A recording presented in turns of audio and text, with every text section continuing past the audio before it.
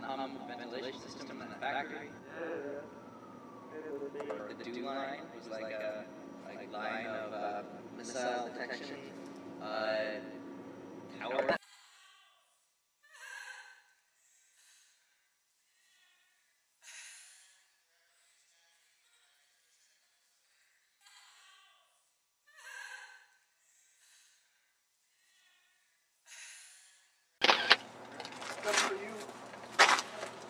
Awesome.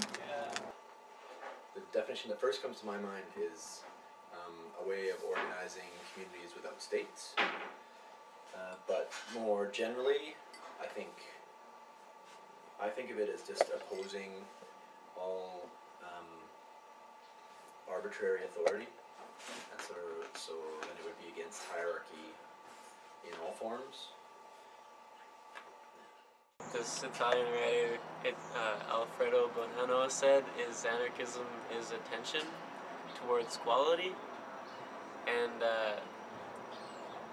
that means quality as opposed to quantity, and so quality is something that's personal, and so it basically means establishing in your own life a search for quality, and that means taking control of your life and living it the way that you want.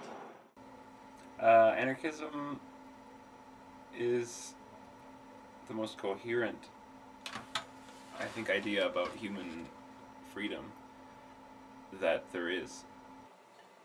I think it just means freedom. It's the freedom to choose who you want to be and to not live up to other people's expectations and to not have them put their authority over yourself. There's probably as many anarchisms as there are anarchists, but to me it's just, I guess, a theoretical manifestation of the desires of all people. To me, that means people organizing together to take care of their own lives and needs as groups and as individuals in a really human and decent way.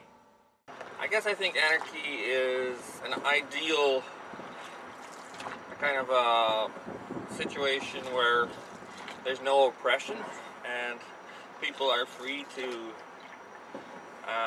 pursue their own interests without being told by authorities that they can or cannot do things. So I think that anarchism is the belief that people can organize themselves and take care of each other without coercion from the state and from its military and police forces and the prison system and the capitalist economy.